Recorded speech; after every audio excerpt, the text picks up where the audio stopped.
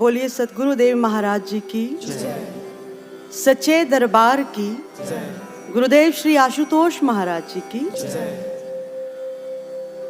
मैं आज के सत्संग विचारों की शुरुआत शिवाजी मराठा के जीवन की एक घटना से करना चाहूंगी।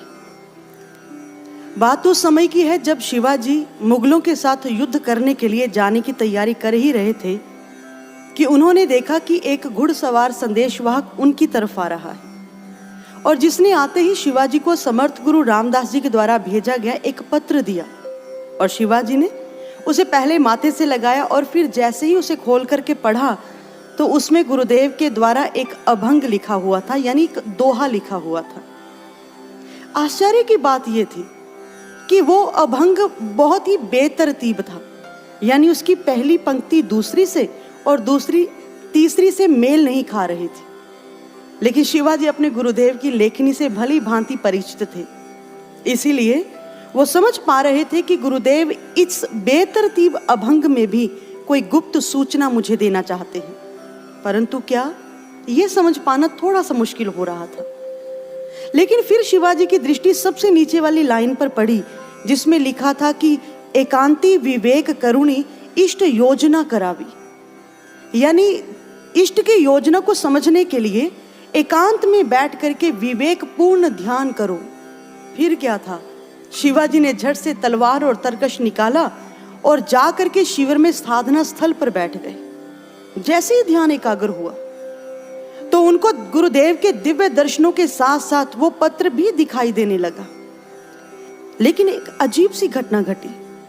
उस पत्र में लिखे हुए जो शब्द थे, जो लाइनें थी, उनका जो पहले वाला शब्द था वो उभर करके बड़ा होने लगा और सभी अक्षरों ने मिल करके एक लाइन का रूप ले लिया, लेकिन शिवाजी उसे पढ़ नहीं पाए। जैसे ही साधना से उठे तो उन्होंने उठ करके उन शब्दों को जैसे ही एक लाइन बना करके लिखा तो एक बहुत ही चौंका देने वाली लाइन उनके सामने थी कि बीजापुर का सरदार यानी अफजल खान निकल चुका है। और शिवाजी को समझते देर नहीं लगी कि गुरुदेव उनको मोर्चा बदलने का आदेश दे रहे हैं, इसीलिए उन्होंने ठीक वैसा ही किया। एक ऐसी ही घटना त्रेता युग में घटित हुई। जिस समय प्रभु श्री राम हनुमान जी को माता सीता की खोज के लिए भेजते हैं तो उस समय उन्होंने सिर्फ एक मुद्रिका हनुमान जी को दी, इसके बिना और कुछ नहीं बताया कि सीता को कौन, कहां और किस दिशा में ले गया है। और हनुमान जी जैसी खोज के लिए निकले तो अब इस दुविधा में थे कि वो किस दिशा में जाएं। इसीलिए अपनी दुविधा के निवारण के लिए उन्होंने अपने सभी वानर साथियों के साथ मिल करके बैठकर सामूहिक साधना की। और जैसी साधना में बैठे दिव्य अनुभूतियां हुई, उसमें हनुमान जी देखते हैं कि रावण माता सीता को कैसे और किस दिशा में ले गया है और हनुमान जी उसी अनुभूति के आधार पर माता सीता की खोज करते हैं। और ऐसा ही कुछ घटित हुआ था योगानंद जी के जीवन में। योगानंद जी के गुरुदेव ने, युक्तेश्वर गिरी जी ने उनको संदेश भिजवाया कि वो कल प्रातः 9 बजे आ रहे हैं, इसीलिए तुम लेने के लिए स्टेशन पर आ जाना। और अगले दिन योगानंद जी जैसे ही साधना की अवस्था में बैठे तो उसी समय उनके गुरुदेव ने उनको भीतर से यह संदेश दिया कि मेरी ट्रेन 1 घंटा लेट है, इसीलिए तुम 9 की जगह 10 बजे पहुंचना। और हुआ भी ऐसा ही, ट्रेन 9 की जगह पर 10 बजे ही स्टेशन पर पहुंची। गुरु भक्तों, ये सभी प्रसंग, ये सभी घटनाएं हमारे सामने एक चीज को स्पष्ट करती हैं और वो ये कि यदि आप अपने गुरु की दिव्य प्रेरणाओं को, दिव्य संदेशों को और दिव्य योजनाओं को समझना चाहते हैं या फिर ग्रहण करना चाहते हैं तो उसके लिए मात्र एक ही साधन है और वो है साधना। मिशन के शुरुआती दौर में जिस समय गुरु महाराज जी ने विश्व शांति का उद्घोष किया था तो कहते हैं कि एक व्यक्ति ने गुरु महाराज जी से प्रश्न किया। उसने कहा कि इतने कम लोगों से विश्व शांति कैसे संभव हो सकती है। तो गुरु महाराज जी ने मुस्कुरा करके कहा, अभी तो मैंने अपना लक्ष्य बताया है, योजना नहीं बताई। इसलिए यदि आप और हम गुरु महाराज जी की उन्हीं दिव्य योजनाओं को समझ करके उनके इस विश्व शांति के लक्ष्य में अपना सहयोग देना चाहते हैं तो हमें भी साधना रूपी साधन को अपनाना पड़ेगा। लेकिन अब प्रश्न पैदा होता है कि साधना है क्या। यही प्रश्न जब साधना में बैठे हुए एक साधक के मन में उठा तो गुरु महाराज जी ने बहुत ही सुंदर उत्तर दिया। मैंने पूछा गुरुदेव से क्या होती है साधना, मुस्कुराकर गुरुवर बोले बिन शब्दों के प्रार्थना, मन को लगे जो यातना प्रसन्न होती जिससे आत्मा, विकारों का करती खात्मा, बस यही तो है साधना।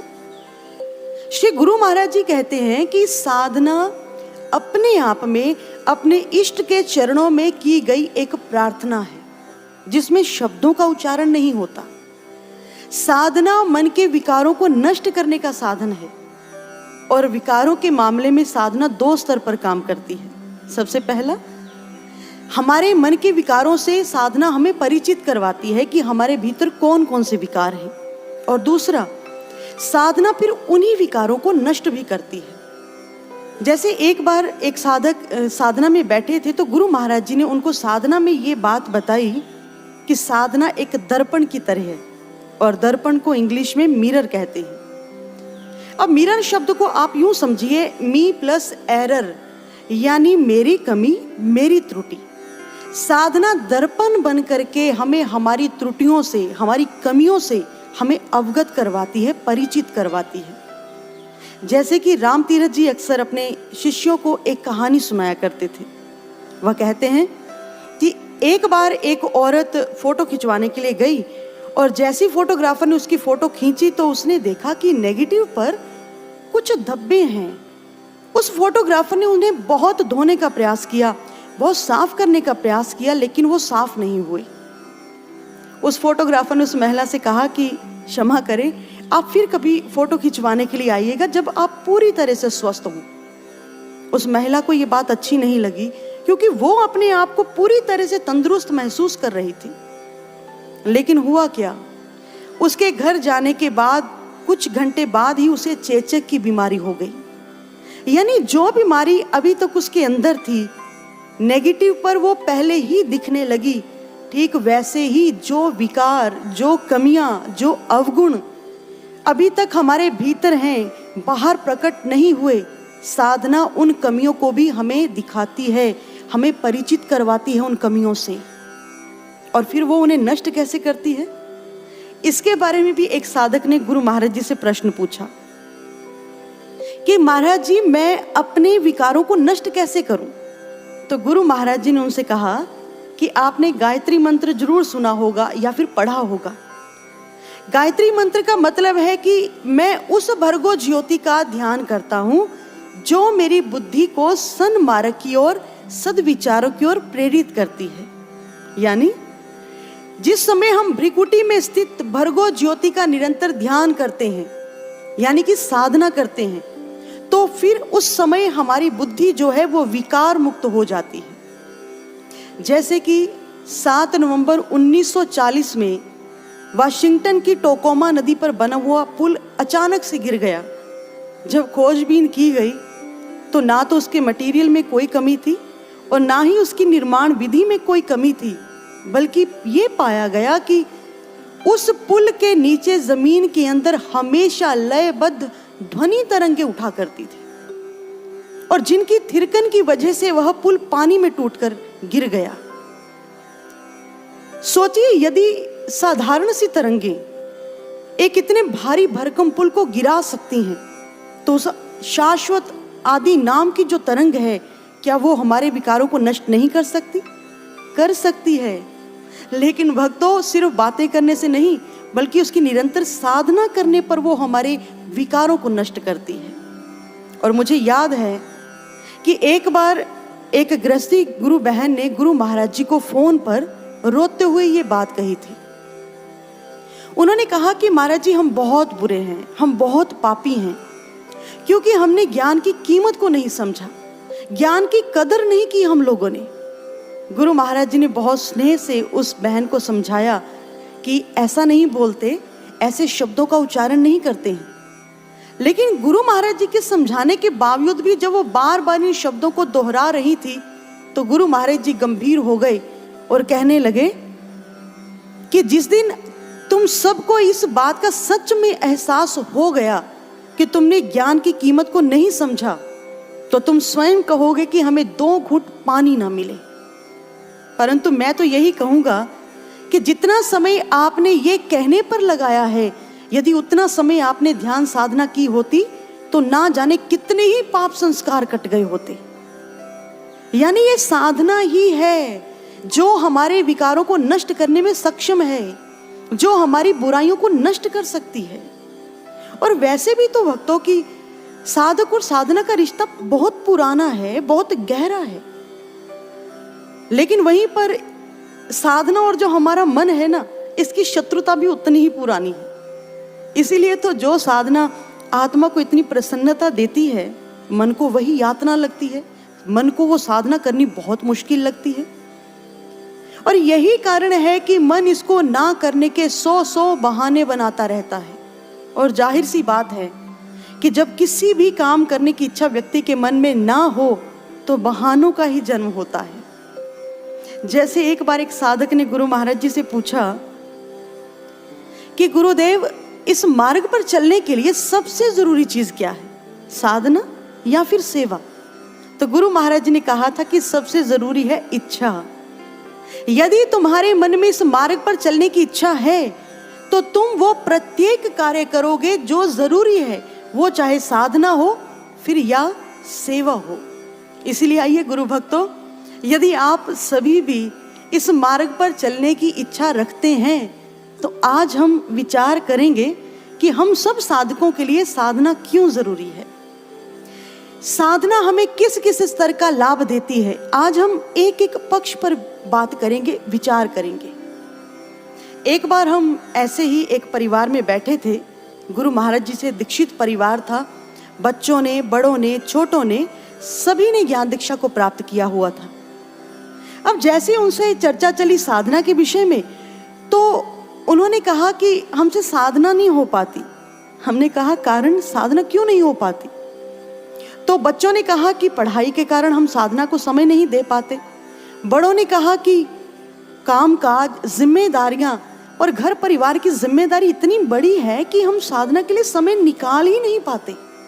और बुजुर्गों ने कहा देखो भाई, अब उम्र के साथ साथ शरीर में इतनी बीमारियां आ गई हैं कि ये चाह करके भी नहीं बैठा जाता। और उन सब का एक मिला जुला सा कारण था कि मन करता ही नहीं है साधना करने को, या फिर यदि कर भी जाए तो मन लगता ही नहीं। क्योंकि जो अनुभूतियां हमें ज्ञान के समय में हुई थी वो आजकल होती नहीं और साधना का आनंद ही नहीं आता। इसीलिए हम साधना नहीं कर पाते। और ये सारी जो बातें हैं, ये जो बहाने हैं, आप में से बहुत से गुरु भाई ऐसे ही बहानों को लगा करके अक्सर साधना नहीं करते होंगे।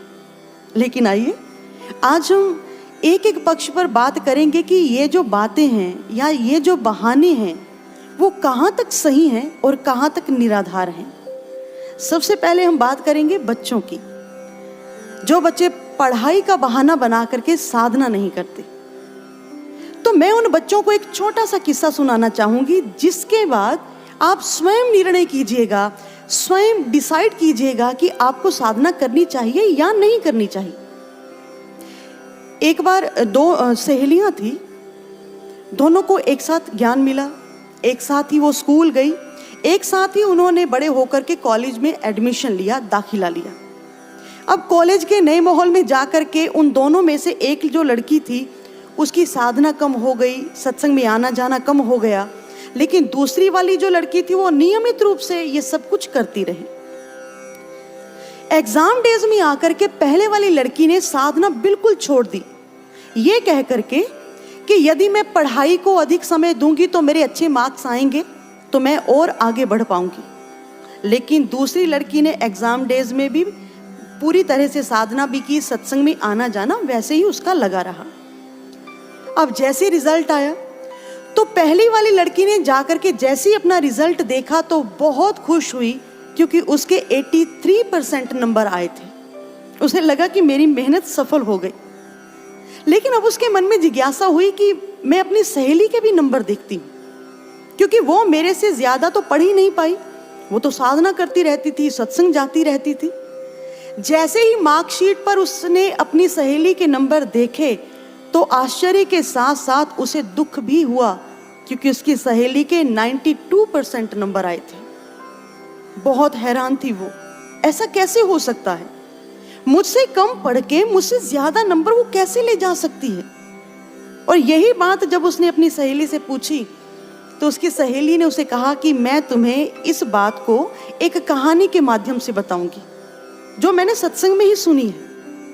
तो उसने बताया कि एक बार दो लकड़हारे थे, दोनों लकड़ियां काटने के लिए जंगल में गए, और जैसे कुछ दूरी पर वो दोनों लकड़ियां काट रहे थे तो पहले वाले लकड़हारे ने देखा कि दूसरे वाला लकड़हारा बीच बीच में थोड़ा आराम कर रहा है, कि उसकी कुल्हाड़ी की आवाज क्योंकि बीच बीच में बंद हो जाती थी, तो जाहिर था कि वो आराम कर रहा है। पहले वाला लकड़हारा सोचता है कि मैंने तो लगातार लकड़ियां काटी हैं, मेरी लकड़ी उससे जरूर ज्यादा होगी, क्योंकि उसने तो बीच में आराम भी किया, मैंने तो आराम भी नहीं किया।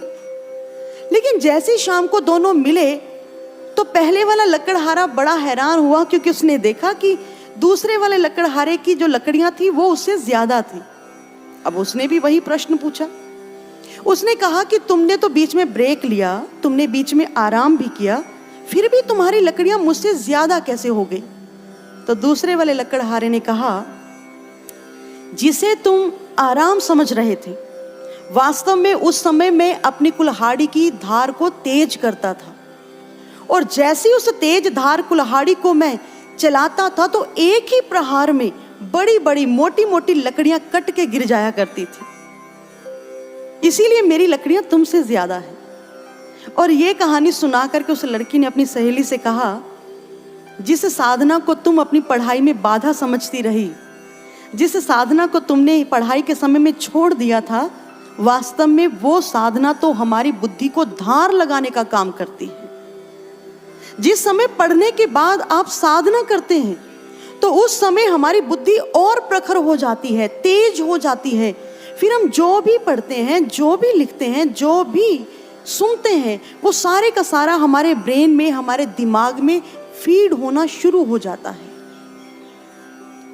क्योंकि 2011 में एक शोध किया गया जिसमें 16 लोगों को 8 हफ्तों के लिए आधा घंटा ध्यान करने के लिए कहा गया, और उसके बाद जैसे ही उनके ब्रेन की MRI की गई तो बहुत ही कमाल की रिजल्ट सामने आए।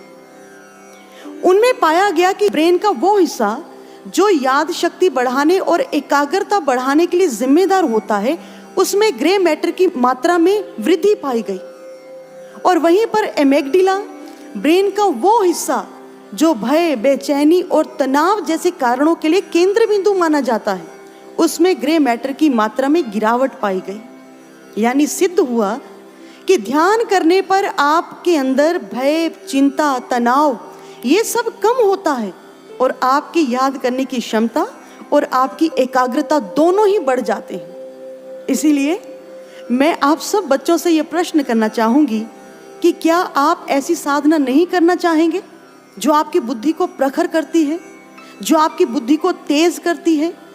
मैं तो कहूंगी कि आप ऐसी साधना करें, डट करके करें, ताकि आप श्रेष्ठ गुरु भक्त के साथ साथ एक मेधावी छात्र भी बन सके। अब यदि बात हम करें उन लोगों की, उन कामकाजी गृहस्थी लोगों की जो अपने काम की वजह से, अपनी जिम्मेदारियों की वजह से साधना नहीं कर पाते, तो हम उनसे कहना चाहेंगे कि आपके लिए साधना तो बेहद जरूरी है। जानते हैं क्यों? क्योंकि आप घर, परिवार, संसार और व्यापार, इन सभी जगह पर आप एक डिसीजन मेकर की भूमिका निभाते हैं, यानी आप निर्णय लेते हैं। लेकिन आपके वो निर्णय हमेशा सही हो सके, श्रेष्ठ हो सके, इसके लिए साधना आपकी सहायता करती है। जैसे आपने कंपास देखा होगा, कंपास व्यक्ति को सफर में दिशा बताता है, लेकिन क्या होता है, कंपास की सुई जो है हमेशा उत्तर दिशा की ओर झुकी रहती है। यदि आप उसे हाथ में पकड़ करके किसी और दिशा में लेकर के भी जाएंगे तो वो फिर से उत्तर दिशा में ही आ जाएगी।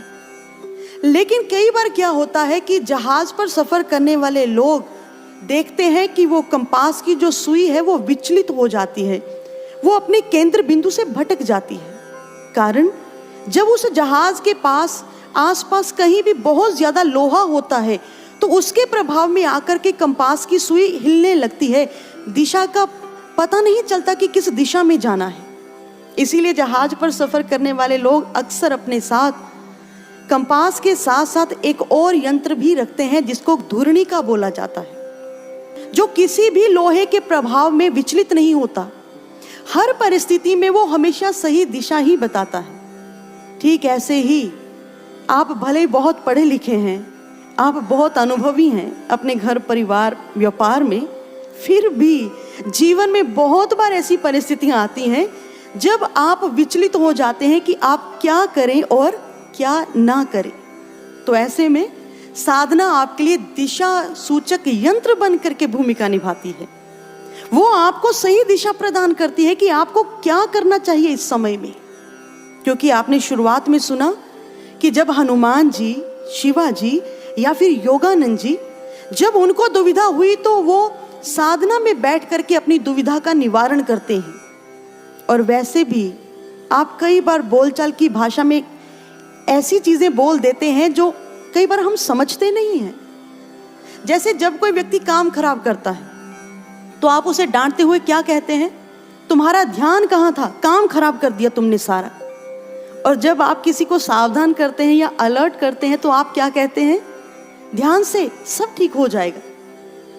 सोचिए कि ध्यान ना करने पर काम खराब हुआ और ध्यान करने पर काम सही होता है। इसीलिए आपके लिए साधना बहुत जरूरी है। योगानंद परमहंस जी के पास एक बार उनके गृहस्थी शिष्य आए।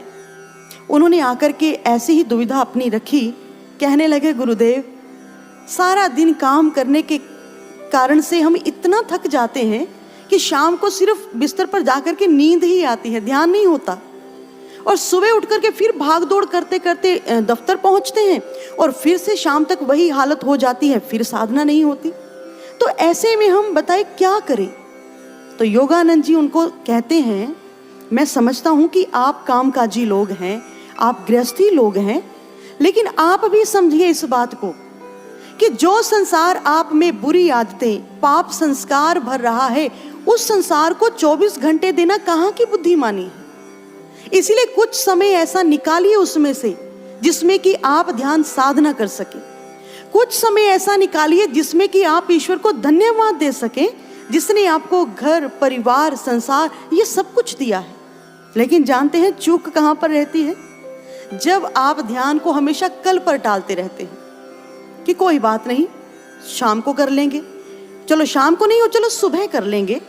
और इसी तरह कल कल करते करते कब बरसों बीत जाते हैं कुछ नहीं पता चलता। इसीलिए कल मोहलत ही ना मिली तो क्या करोगे, गर फुर्सत ही ना मिली तो क्या करोगे। रोज कहते हो कि ध्यान कल करूंगा, कल आंख ही ना खुली तो क्या करोगे। लेकिन बहुत सारे लोग एक तर्क देते हैं, वो कहते हैं कि घर गृहस्थी वाले हैं, काम तो करना ही पड़ेगा ना, खाली बैठ करके तो रोटियां नहीं मिलने वाली। इसलिए यदि काम करना पड़ेगा तो समय भी लगाना पड़ेगा। इसीलिए क्योंकि जैसे कोई भी कश्ती रेत पर नहीं चलती, पानी में चलती है, इसलिए हमें भी घर चलाने के लिए काम करना पड़ेगा। लेकिन गुरु भक्तों, मैं आपसे एक बात जरूर कहूंगी कि आप कहते हैं कि कोई भी कश्ती रेत पर नहीं चलती, पानी में चलती है, तो याद रखिए कश्तियां डूबती भी पानी में ही हैं। रेत पर कभी कश्तियां नहीं डूबती। आप जानते हैं घोड़े को जौ बहुत पसंद होते हैं और जैसे उस पसंद के कारण वो उन्हें खाता है, फिर उसे प्यास लगती है। अब प्यास लगती है तो पानी पीने के बाद उसके पेट में जो जौ होते हैं ना, वो फूल जाते हैं। अब स्थिति क्या बनती है कि उसका पेट फटने की स्थिति में आ जाता है। अब यदि उसे सही उपचार ना मिले, उसे सही सहायता ना मिले, तो यही स्थिति उसकी मृत्यु का कारण भी बन जाती है। हमारी हालत ऐसी है, हमें संसारिकता बहुत अच्छी लगती है, हम उसे समेटते जाते हैं और फिर उसके बाद हमारे भीतर विषय विकारों की प्यास पैदा होती है और उस प्यास को शांत करते करते हमारी साधकता कब मरने लगती है हमें पता भी नहीं चलता। इसलिए सावधान हो जाइए साधकों, अपने मन को साधना के रंग में रंगिए ताकि ये मन संसार में आकर्षित हो करके आपकी स्थिति को खराब ना करे, ये मन आपकी साधकता को ना मरने दे, इस पर हमेशा अपनी साधना का रंग चढ़ाते रहिए। और मैं तो यही कहूंगी कि आप अपनी कामों की सूची में साधना को ऐड मत करें। आप हैरान होंगे, आप अपने कामों की सूची में साधना को ऐड मत करें, बल्कि साधना के साथ अपने सारे काम एडजस्ट कर लें। क्योंकि महापुरुष कहते हैं, शतम विहाय भोक्तव्यम सहस्त्रम सनानम आचरेत लक्ष्यम विहाय दातव्यम कोटि त्यक्त्वा हरिम भजेत। 100 काम छोड़ करके आप भोजन करो, 1000 काम छोड़ करके भी नहाओ, स्नान करो, 1,00,000 काम छोड़ करके भी आप दान पुण्य करो, लेकिन करोड़ काम छोड़ करके भी आप साधना करो, ध्यान करो, सुमिरन करो। नियम बनाइए जीवन में एक। जैसे आप नियम से नहाते हैं, नियम से सोते हैं, नियम से ही खाते हैं। क्योंकि यदि आप ऐसा नहीं भी करते, आप ऐसा नहीं करते तो क्या होता है कि आपका शरीर दुर्बल पड़ जाता है, आप तनावग्रस्त हो जाते हैं यदि आप नियमित रूप से नहीं सोते। और यदि रोज नहीं नहाएंगे तो आपके शरीर से दुर्गंध उठने लगती है। ठीक ऐसे ही प्रभु भक्तों, यदि आप नियमित साधना नहीं करेंगे तो हमारे मन में विकारों की सड़ांध पैदा हो जाएगी। यदि आप नियमित साधना नहीं करेंगे तो आपकी आत्मा दुर्बल हो जाएगी। यदि आप नियमित साधना नहीं करेंगे तो जीवन परेशानियों में उलझा सा रहेगा। इसलिए नियम के बिना कोई काम सिद्ध नहीं होता। सचिन तेंदुलकर कहते हैं कि जब उनको नेशनल क्रिकेट खेलते हुए 20 साल पूरे हो गए तो उनका एक इंटरव्यू लिया गया। एंकर ने उनसे पूछा कि आपकी सफलता का रहस्य क्या है, आप हमें बताइए। तो सचिन तेंदुलकर कहते हैं, नेशनल क्रिकेट के 20 साल और डोमेस्टिक क्रिकेट के 4 साल, यानी इन 24 सालों में कोई एक दिन ऐसा नहीं था जब मैं सुबह उठ करके 6 बजे ग्राउंड पर पहुंच करके पहली बॉल को फेस नहीं करता था। एंकर ने कहा कि यदि मान लीजिए कि पिछले दिन में आपने कोई सेंचुरी बनाई हो तो फिर आप नेक्स्ट डे क्या करते हैं? सचिन तेंदुलकर ने कहा कि नेक्स्ट डे भी मैं 6 बजे ग्राउंड पर ही होता हूं।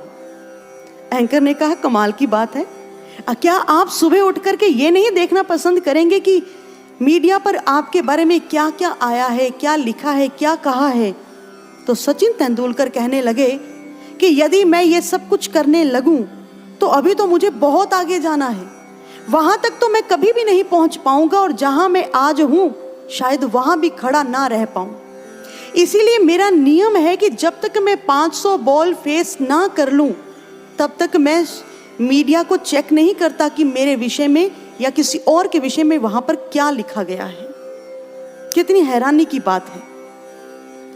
हम लोग सुबह सुबह उठते हैं, व्हाट्सएप, ट्विटर, फेसबुक, उस पर दूसरों के द्वारा मैसेजेस जो होते हैं, पोस्ट की गई चीजें होते हैं, उसे देखते रहते किसने क्या डाला है, क्या लिखा है। और वहीं पर सचिन तेंदुलकर जैसी पर्सनैलिटी इसीलिए अपने विषय में भी नहीं देखना चाहती कि उनका नियम ना टूटे। इसीलिए साधना का नियम बनाइए, क्योंकि जिस समय आप नियम से साधना करते हैं तो उस समय आप एक श्रेष्ठ गुरु भक्त तो बनते ही बनते हैं, साथ ही साथ आप एक अच्छे निर्णायक यानी कि निर्णयकर्ता, डिसीजन मेकर भी बन सकते हैं। इसलिए आप अपनी साधना का एक नियम बना करके चलें। और रही बात उन लोगों की जो किसी भी शारीरिक समस्या के कारण या बीमारी के कारण साधना नहीं कर पाते, तो उनको साधना किस किस स्तर का लाभ देती है, इसके विषय में गुरु महाराज जी एक बार एक डॉक्टर से बात कर रहे थे। गुरु महाराज जी ने उन डॉक्टर को बताया कि हमारा जो शरीर है वो सेल्स से बना है। सेल्स जो है वो मॉलिक्यूल्स से बने हैं, मॉलिक्यूल्स एटम से, और एटम में आगे इलेक्ट्रॉन, प्रोटॉन, न्यूट्रॉन नाम के पार्टिकल्स होते हैं। लेकिन क्वांटम फिजिक्स कहती है, उसके रिसर्च कहती है, एटम में इतने पार्टिकल्स होने के बावजूद भी 99.9999% जो स्पेस है वो खाली रहता है, और उसमें सिर्फ ऊर्जा तरंगें ही प्रवाहित होती हैं। अब इस हिसाब से देखा जाए तो हमारा शरीर ऊर्जा तरंगों से बना है, और इन ऊर्जा तरंगों में बदलाव लाने से हम शरीर में सेलुलर और केमिकल दोनों तरह के बदलाव ला सकते हैं। यदि इन तरंगों को पूरी तरह से पॉजिटिव कर दिया जाए तो फिर हमारे शरीर में किसी भी लेवल की कोई बीमारी नहीं रहेगी। लेकिन यह संभव कैसे हो?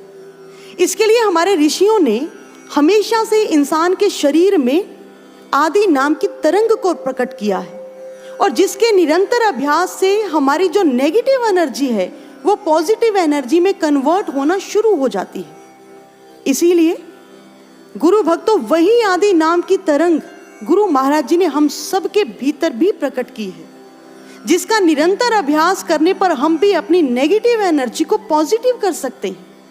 क्योंकि महापुरुषों का कथन है, सत्य नाम की औषधि सतगुरु दई बताए, औषध खाए अरुपथ रहे ताकि वेदन जाए।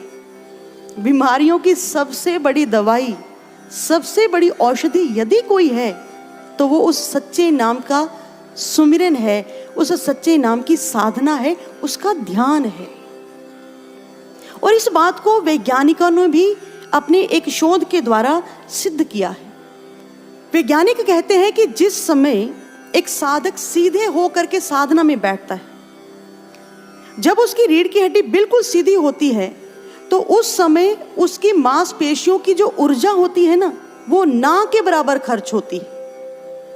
और इसकी वजह से हमारे शरीर में कार्बन डाइऑक्साइड जो है वो बहुत कम मात्रा में बनती है, जो कि हमारे लिए बहुत ही ज्यादा लाभदायक है। और हमारे जो फेफड़े हैं, हमारे फेफड़े कार्बन डाइऑक्साइड की मात्रा पर ही निर्भर करते हैं। जब कार्बन डाइऑक्साइड कम मात्रा में बनती है तो फेफड़े बहुत धीमी गति में चलना शुरू करते हैं, और उसके बाद हमारा हृदय जो है वो बहुत ही मध्यम गति में चलने लगता है। क्योंकि हमारा हृदय जो है वो फेफड़ों के साथ मिल करके काम करता है, यानी दोनों बैलेंस बना करके काम करते हैं। और जब हृदय और फेफड़ों की गति मध्यम होती है ना, तो इसका सीधा असर हमारी सांसों पर पड़ता है। हमारी सांसें लंबी और गहरी हो जाती हैं, जो हर एक प्रकार से हमारे लिए लाभदायक है। और जिस भी शरीर में ये तीनों चीजें सुचारू रूप से चलती हैं, हृदय, फेफड़े और लंबी गहरी सांसें, तो ऐसी सेहत को परफेक्ट एंड होलिस्टिक हेल्थ माना जाता है, यानी संपूर्ण स्वास्थ्य का मापदंड माना जाता है। इसीलिए मैं तो एक ही बात आपसे कहूंगी कि पूर्ण स्वास्थ्य के लिए आप अपनी खुराक आधी करें, पानी 2 गुना करें, व्यायाम 3 गुना करें, हंसना 4 गुना करें, लेकिन ध्यान 100 गुना करें, ताकि आप आत्मिक, मानसिक और शारीरिक तीनों ही स्तर पर तंदुरुस्त रह सके। और अब यदि बात करें हम मिले जुले से एक बहाने की कि साधना में मन नहीं लगता या साधना करने को मन करता ही नहीं है, तो गुरु भक्तों, व्यक्ति के मन और पैराशूट में एक समानता होती है कि ये दोनों खुलने पर ही काम करते हैं। तो फिर क्यों ना इस मन को साधना की रस्सी से बांध लिया जाए। ये मन तो सरसों के बिखरे हुए दानों जैसा है, और इसको समेटने के लिए साधना जो है वो वैक्यूम क्लीनर का काम करती है। लेकिन बहुत से साधक कहते हैं कि जैसे टूटे हुए मटके में पानी नहीं भरा जाता, ठीक वैसे ही भटके हुए मन से साधना नहीं की जा सकती। लेकिन हम तो यही कहेंगे कि टूटे हुए मटके को यदि पानी में डुबो करके रखा जाए तो वो मटका कभी खाली नहीं होता, और यदि इस भटके हुए मन को साधना में लगा करके रखा जाए तो ये मन कभी भटक भी नहीं सकता। इसके विषय में गुरु महाराज जी एक बहुत ही छोटी सी लेकिन एक बहुत ही उम्दा कहानी सुनाते हैं। मैं आप सबको जरूर सुनाना चाहूंगी कि एक बार एक सेठ था जिसका बहुत ही बड़ा कारोबार था, और वो अक्सर उसे संभालने में हमेशा उलझा रहता था। अचानक से एक दिन उसे दैवी कृपा से एक तिलिस्मी चिराग मिल गया। उसने जैसे ही उसको रगड़ा, उसमें से जिन्न पैदा हुआ। उसने आकर के कहा, हुक्म करो मेरे आका, मैं आपके लिए क्या कर सकता हूँ। उस सेठ ने कहा कि जाओ बाजार से जाकर के कच्चा माल लाकर मेरी फैक्ट्रियों में डाल दो। जिन्न दौड़ा हुआ गया, माल लाया, फैक्ट्रियों में डाला, फिर से आकर के खड़ा हो गया। सेठ बहुत खुश, ये तो कमाल हो गया, मेरा तो सारे काम बड़ी आसानी से हो जाएंगे। सेठ ने कहा कि जाओ अब उत्पादन करो, फैक्ट्रियां चलाओ, मशीनें चलाओ, और वो जिन लग गया काम करने में। कुछ दिन के बाद ही उसने सारे का सारा काम खत्म कर दिया और आकर के फिर से जैसे सामने खड़ा हुआ तो सेठ को उस दिन उस जिन के बारे में एक और बात पता चली। वो ये कि ये कभी खाली नहीं रह सकता। जब भी ये निष्क्रिय होगा तो अपने मालिक को ही तंग करेगा, उसकी इंद्रियों को अपने वश में करके उससे उलट पुलट काम करवाना शुरू कर देगा। अब बेचारा सेठ तो बहुत परेशान।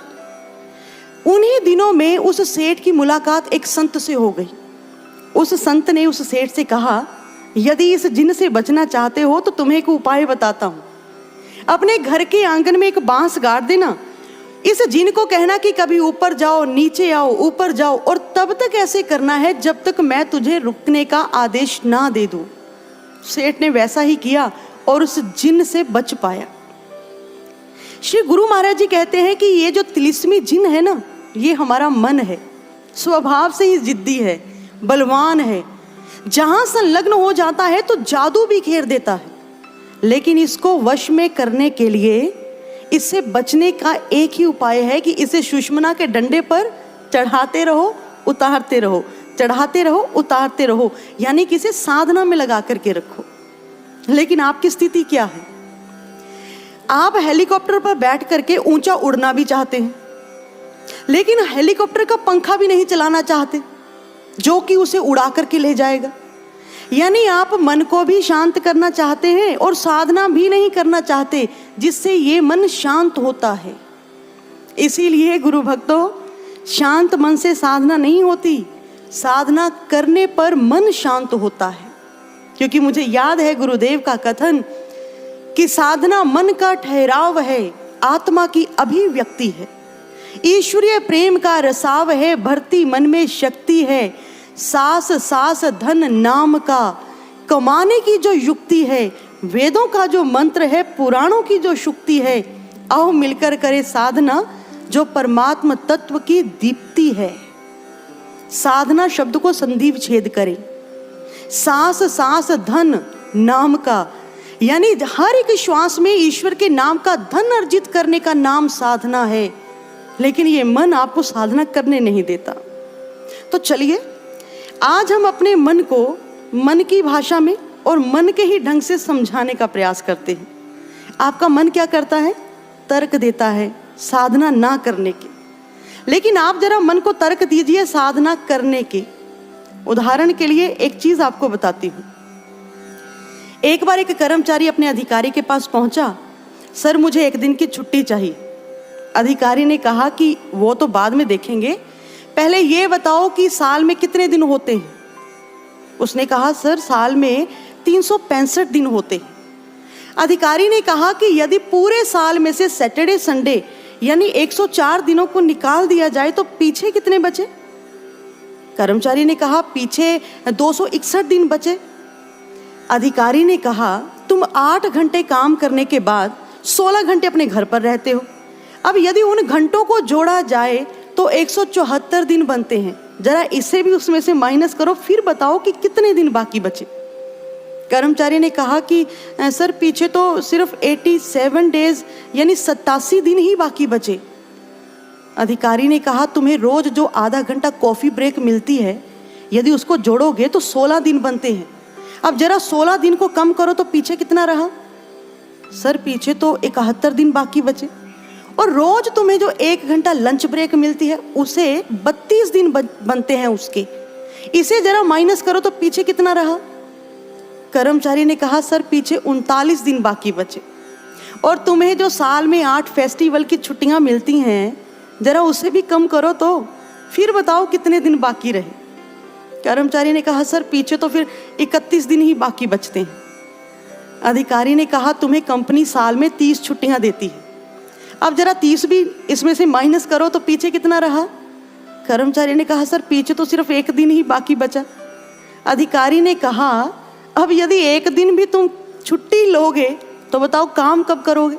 इसलिए जाओ काम पर ध्यान दो अपना। मायूस हुआ कर्मचारी काम पर लौट गया। लेकिन गुरु भक्तों, अब कर्मचारी की जगह पर बारी है आपकी जवाब देने की। आपका मन आपके सामने अर्जी लगाता है साधना ना करने के लिए। और आप क्या करते हैं? बड़ा सा दिल करते हैं और एक दिन की नहीं, हफ्तों हफ्तों की छुट्टियां मंजूर कर लेते हैं उसकी। माना कि ऑफिस में, दफ्तर में अधिकारी को नरमी और गर्मी दोनों रखनी चाहिए अपने स्टाफ के साथ, लेकिन एक विवेकी साधक को मन के साथ कभी नरमी नहीं रखनी चाहिए, बल्कि जब भी वो कोई दलील अपील करे तो उसे तुरंत खारिज करो और कड़क आवाज में कहो। इन्हीं छुट्टियों के लालच में पड़कर जन्मों जन्म तक भटकते रहे हो और अब भी ना जाने कितने वर्षों के बाद तुम्हें मंजिल तक पहुंचने का मार्ग मिला है, और ऊपर से इस जीवन का कोई भरोसा नहीं। ना जाने कब ये सांसें टूट जाएं, इसीलिए साधना के लिए एक दिन तो क्या, एक पल की भी छुट्टी नहीं मिलेगी तुम्हें। बहुत दे दिया है समय, अब और ना मिलने वाला है। छल छदम कपट के विष से भक्ति पुष्प न खिलने वाला है। विश्वास की नैया डोलेगी जब घना अंधेरा छाएगा। सतत साधना का अवलंब ही नैया पार लगाएगा, नैया पार लगाएगा। अवलंब शब्द का मतलब समझते हैं आप? सपोर्ट करना, सहारा देना। यानी साधना ही आपको सहारा देगी आपके साधकता को बचाने के लिए। इसीलिए इस मन पर हमेशा कड़ी नजर रखें, इसे नरमी कभी ना इसके साथ बरतें, क्योंकि कहते हैं कि जापान के अंदर एक बार अमेरिका ने आकर एक फर्म को खोला और उसने जापानी लोगों को जॉब को ऑफर करते हुए कहा कि आपको हफ्ते में सैटरडे और संडे 2 दिन की छुट्टियां दी जाएंगी। तो जानते हैं जापान के लोगों ने काम करने से मना कर दिया, क्योंकि उनकी फितरत है काम करना, बहुत ज्यादा काम करना। अमेरिका वालों को बड़ी हैरानी हुई, क्या तुम छुट्टी नहीं लेना चाहोगे? तो जापान के लोगों ने कहा कि जिस दिन छुट्टी होगी तो हम लेट उठेंगे, और लेट उठेंगे फिर हम कहीं बाहर घूमने भी जाएंगे, घूमने के साथ साथ फिर हम शॉपिंग भी करेंगे, और जो चीज़ हमें आलसी बनाए, जो चीज़ हमारा समय और पैसा वेस्ट करवाए, व्यर्थ करे, ऐसी चीज़ को हम कभी नहीं लेना चाहेंगे। सोचिए, आप सोचिए कि आप मन को जो इतनी इतनी छुट्टियां देते हैं, तो कभी आपने मन को सख्ती के साथ ये बात कही कि तुम्हें किसी भी तरह की कोई छुट्टी नहीं मिलेगी? जिस छुट्टी से हमारा पतन हो, हमारी साधकता किसी गहरे खाई में जा गिरे, ऐसी छुट्टी हम तुम्हें कभी नहीं देंगे। क्योंकि याद रखिए गुरु भक्तों, पैर की मोच और छोटी सोच व्यक्ति को आगे नहीं बढ़ने देती। टूटी कलम और औरों से जलन व्यक्ति को भाग्य नहीं लिखने देती। पैसों का लालच और काम में आलस व्यक्ति को महान नहीं बनने देता। वैसे ही ज्येष्ठ की गर्मी और मन की नरमी व्यक्ति को बिगाड़ती ही बिगाड़ती है, अच्छी नहीं होती उसके लिए। इसीलिए आप नियमित साधना करें, पर्याप्त साधना करें। लेकिन बात रही कि आप कहते हैं कि आपका मन साधना को नहीं करता, या आपको जैसी अनुभूतियां ज्ञान के समय में हुई थी वैसी आजकल नहीं होती, आपका मन जब टिकता नहीं, तो ऐसी साधना करने का लाभ ही क्या? ऐसी साधना करने का हमें क्या लाभ, क्या फल मिलेगा? तो सबसे पहले यदि आप अनुभूतियों की बात करते हैं तो स्वामी योगानंद परमहंस जी कहते हैं कि मानते हैं कि अंतर अनुभूतियां तुम्हें साधना के लिए उत्सुकता भरती हैं तुम में, लेकिन हमारे जीवन का लक्ष्य सिर्फ अनुभूति देखना ही तो नहीं है। हमारा साधना का उद्देश्य है कि हम अंतर मन की गहराइयों में उतर करके परमानंद को प्राप्त करें।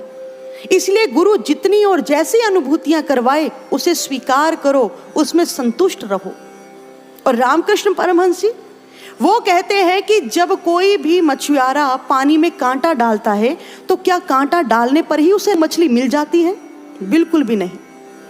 वो कांटे पर पहले चारा लगाता है और फिर उसे पानी में डाल करके घंटों तट पर एकाग्रता के साथ बैठता है।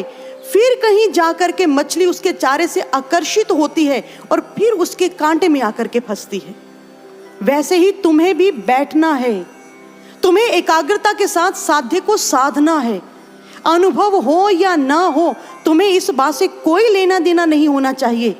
तुम्हें सिर्फ साधना करनी है और देखना एक दिन तुम्हारी लगन के चारे को देख करके तुम्हारा इष्ट भी तुम्हारी तरफ खींचा चला आएगा। लेकिन यहां पर एक बात मैं आपसे जरूर कहना चाहूंगी,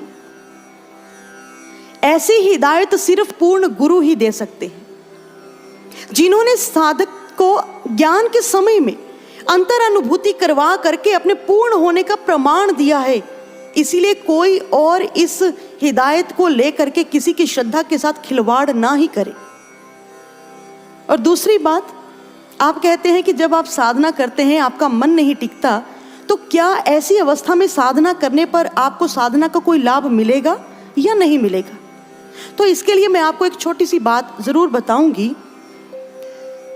कहते हैं कि 1752 का जो कैलेंडर है ना, यदि आप देखेंगे 1752 का कैलेंडर, सितंबर महीने की आप यदि डेट्स देखेंगे तो 2 के बाद सीधी 14 तारीख आती है, यानी 3 से 13 जो 11 दिन है ना, वो उसमें से मिसिंग है।